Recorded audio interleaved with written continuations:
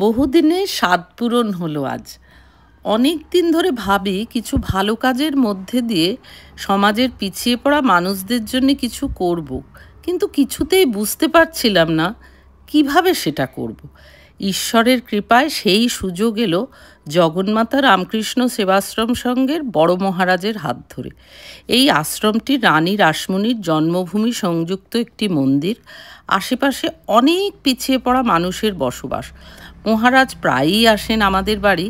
আমরাও ঠাকুর রামকৃষ্ণের বিভিন্ন অনুষ্ঠানে যোগদান করি।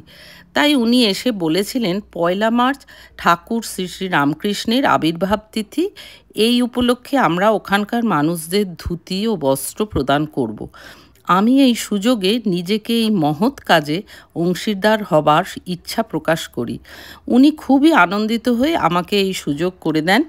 তাই আমি আমার এই জন্মদিনে 40 জন দুস্থ মানুষকে বস্ত্র বিতরণ করে নিজে ধন্য হলাম।